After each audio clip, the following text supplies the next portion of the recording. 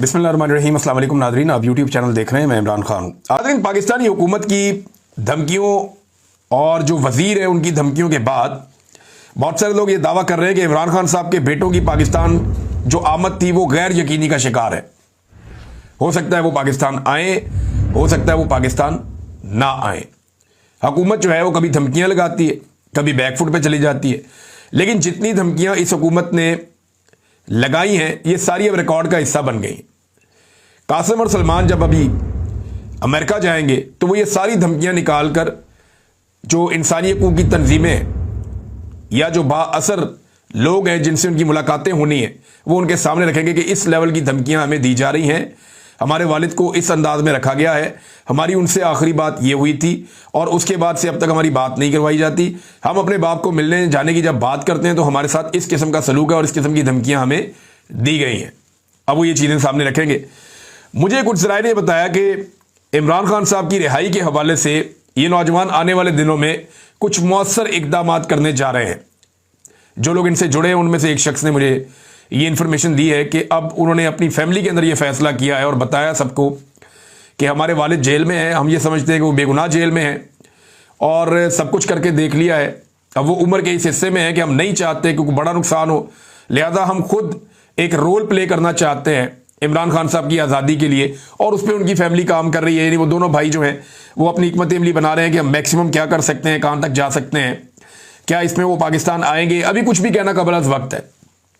मेरे ख्याल में अगर वो इमरान खान साहब से मिलेंगे भी ना तो उसके बाद उन्हें इंटरनेशनली इन मामलों को उठाना चाहिए क्योंकि वहां से प्रेशर एक बहुत बड़ा जनरेट होता है। पाकिस्तान के अंदर जो जिम्मेदारी है वो उन तमाम लोगों की है जिन्होंने इमरान खान के नाम के ऊपर वोट इकट्ठा करके कौमी असम्बली और सूबाई असम्बली की सीटें जीती हैं या जिन्होंने ओहदे लिए या जो मुख्तलिफ पोजीशंस के ऊपर आकर पहले भी बैठे रहे और अभी भी बैठे हुए हैं। तो इन लोगों की ज़्यादा जिम्मेदारी है पाकिस्तान में यहां पे अवाम को मोटिवेट करने की, निकालने की। बतौर इमरान खान के बेटों के वो पूरी दुनिया के अंदर जाके इस मामले को उठा सकते हैं। नाज़रीन, सुप्रीम कोर्ट ऑफ पाकिस्तान से ये एक बड़ी मीटिंग हुई है, वहां से कुछ इंपॉर्टेंट खबरें आई हैं, मैं आपके साथ शेयर करता हूं। चीफ जस्टिस याह्या आफरीदी की ज़ेर सदारत नेशनल जुडिशल पॉलिसी कमेटी का इजलास हुआ है और इसके अंदर जो सबसे इंपॉर्टेंट बात है, यानी जो मेरे दिल के भी बहुत करीब है, उन्होंने जबरी गुमशुदगियों के ऊपर गहरी तशवीश का इजहार करते हुए यह कहा कि अदलिया बुनियादी हुकूक के तहफ़्फ़ुज़ पर किसी सूरत समझौता नहीं करेगी। देखिए, अदलिया पूरी की पूरी समझौते का शिकार हो गई है इस वक्त। प्रैक्टिकली तो यही है ना 26वीं आईनी तरमीम के बाद कि चीफ जस्टिस ऑफ पाकिस्तान के इख्तियारात कम हैं, आईनी अदालत के इख्तियारात ज़्यादा हैं। चीफ जस्टिस ऑफ पाकिस्तान का ओहदा जो है वो एक सेरेमोनियल ओहदा हो गया, जैसे सदर और वज़ीर आज़म में सदर का ओहदा होता है, एक अलामती ओहदा होता है, ऐसे ही चीफ जस्टिस ऑफ पाकिस्तान का ओहदा दिखाई देता है। लेकिन उन्होंने जो बात की है ना ये कि इसमें बाकी चीफ जस्टिस भी उनके साथ थे, इस्लामाबाद, लाहौर, बाकी इलाकों से जहाँ जहाँ से चीफ जस्टिस हैं सारे के सारे आए हुए थे। तमाम हाई कोर्ट के चीफ जस्टिस ने शिरकत की है और सुप्रीम कोर्ट ऑफ पाकिस्तान के जारी करदा एलामिया में national judicial policy making committee ने जबरी गुमशुदगियों का नोटिस लेते हुए कहा कि एग्जीक्यूटिव के खदशात पर रद्द-ए-अमल के लिए इदारा जाती कमेटी कायम की जाए। कमेटी रद्द-ए-अमल मुरतब करेगी और अटॉर्नी जनरल के जरिए एग्जीक्यूटिव तक पहुंचाया जाएगा। देखिए, मैं बात कर देता हूं ना, अभी डायरेक्ट बात कर देता हूं।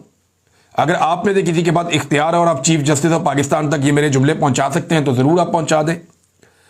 बात सिर्फ इतनी है कि जो इनसे पहले चीफ जस्टिस थे मैं उनको भी चिल्लाता रहा और उन्हें कहता रहा कि आप मुझे बुलाएं, मैं आपको बताता हूं मुझे 5 महीने तक जबरी तौर पे लापता रखा गया है, मैं बताता हूं मुझे कौन ले गया था, कहां रखा था, वो जगह भी आपको दिखा देता हूं, आपको साबित भी कर देता हूं कि क्या क्या होता है वहां पे और किस तरीके से होता है। आप हौसला करें, मुझे बुलाएं। कादी फायद ईसा ने मुझे नहीं बुलाया। अब अगर आप वाकई दिलचस्पी रखते हैं जबरी गुमशुदगियों के हवाले से तो मौजूदा chief justice of Pakistan Yahya Afridi साहब आप बुला लें, आप पूछ लें, किसी भी जो शख्स जबरी तौर पे लापता हुआ उसको बुला लें और पूछ लें। आप मेरे से पूछना चाहते हैं, मैं आपको बता देता हूं जो मेरे पास इंफॉर्मेशन है। मैं तो पुलिस के पास भी गया था मुकदमा दर्ज करवाने, उन्होंने हाथ जोड़ दिए मेरे आगे, उन्होंने कहा जी हम नहीं मुकदमा दर्ज कर सकते, हमें माफ कर दें आप, हम कैसे इनके खिलाफ मुकदमा दर्ज करें इतने ताकतवर लोगों के खिलाफ। तो देखिए, एक सवाल पैदा होता है, मैं चीफ जस्टिस साहब से और उनके साथ जितने भी सारे चीफ जस्टिस हाई कोर्ट्स के मौजूद थे, मैं एक सवाल पूछना चाहता हूं, क्या जबरी तौर पे अगर कोई शख्स लापता हो गया है तो उसको बाजियाब करवाने की जिम्मेदारी अदालत की होती है? नहीं, ये इदारों की जिम्मेदारी होती है कि उसको बाजियाब करवाया जाए। अदालत की जिम्मेदारी होती है कि इस सिलसिले में इंसाफ किया जाए। यानी जिस शख्स ने, जिस इदारे ने, जिस गिरोह ने या जिन लोगों ने या जिस ऑफिसर ने जबरी तौर पे लापता किया किसी को, उसको सजा दी जाए। जब तक आप सजा नहीं देंगे ना, जब तक आप एहतसाब नहीं करेंगे उन लोगों का जो जबरी तौर पे इंसानों को लापता करते हैं या जो जबरी गुमशुदगियों के लिए जिम्मेदार हैं या जो फोर्सफुली इंसानों को उठाकर ले जाते हैं, उन्हें मारते हैं, टॉर्चर करते हैं, इल्लीगल हिरासत के अंदर रखते हैं, जब तक आप उन अनासर को पकड़ के सजा नहीं देंगे ना, जब तक आप उन्हें लाकर कानून के कटहरे के अंदर खड़ा नहीं करेंगे, तब तक यह मामला ठीक नहीं होगा। मैं आपको कोरे कागज पे लिख के देने के लिए तैयार हूं कि जब तक आप ऐसे अनासर को कानून की गिरफ्त के अंदर नहीं लेकर आएंगे, यह मामला ठीक नहीं होगा। यही चैलेंज मैंने काजी फायद ईसा साहब को भी किया था। आज आपको भी मैं यही कह रहा हूं कि आप किसी एक केस के अंदर मिसाल बना दें किसी एक ऑफिसर को, किसी एक बंदे को। सब जानते हैं पाकिस्तान की मिलिट्री एस्टेब्लिशमेंट और पाकिस्तान के जो इदारे हैं सिक्योरिटी के, वो इसके पीछे होते हैं। जबरी तौर पे लापता करने के मामलात में ये कोई ढकी छुपी बात नहीं है, आलमी सतह पे छपी है। जितने बंदे छूट कर आते हैं, आप किसी को अपने चेंबर में बुला लें और बुलाकर पूछें आपको कौन ले गया था। बुला लें आप सदाकत अब्बासी को, उस्मान डार को, पूछें कौन ले गया था। आप बुला लें ना, मंजूथा साहब को बुला लें, पूछें उनसे उन्हें कौन ले गया था, वो आपको बता देंगे। आपकी अपनी जुडिशरी से उनका ताल्लुक है, सीनियर लॉयर है वो, उन्हें बुलाकर पूछ लें। और वकला जो गायब हुए थे उन्हें बुलाकर पूछ लें, आप सब आपको बता देंगे उन्हें कौन उठाकर ले गया था, कहां ले गया। अहमद फरहाद साहब को बुलाएं, मुझे बुलाएं, आप पूछें, आपको सब लोग आपके चैम्बर में खड़े होकर बताएंगे। और आप खुद जानते हैं कि जबरी तौर पे लापता किसने किया और कैसे किया और कहां रखा। ज्यादातर चीजें आप लोगों को पता होती हैं। तो मेरी आपसे यह गुजारिश है कि आप जब तक सजा नहीं देंगे तब तक बाजियाबियों का कोई फायदा नहीं। ये लोग जबरी तौर पे लापता होते रहेंगे, क्योंकि लापता करने वालों को यह पता है कि हमारे खिलाफ एक्शन कोई नहीं होना, किसी अदालत ने हमारे खिलाफ कुछ नहीं करना, लिहाजा वो दीदा दलीली के साथ यही काम करते हैं और फिर करते रहेंगे। नाज़रीन, एक और डाटा मेरे पास आया और यह महंगाई के हवाले से बड़ा इंपॉर्टेंट। इस साल में जो चीनी की कीमतों में इजाफा हुआ है, यह महकमा शुमारियात है हुकूमत का, और अभी जो ये कीमत बता रहे हैं वो कम बता रहे हैं। मार्केट में चीनी ने डबल सेंचुरी मुकम्मल कर ली है। जब ये चीनी 80 रुपए किलो हुई थी तो रोला डाल दिया था पाकिस्तान में, पाकिस्तान के मीडिया ने भी और पाकिस्तान की पीडीएम की जमातों ने भी, और महंगी करने वाले भी खुद ही थे, क्योंकि सारी चीनी शुगर मिलें इनकी अपनी है। तो जब 80 रुपए हुई तो इन्होंने रोला डाल दिया था, और आज डबल सेंचुरी की है चीनी ने। ये अखबारात में खबरें छप रही हैं।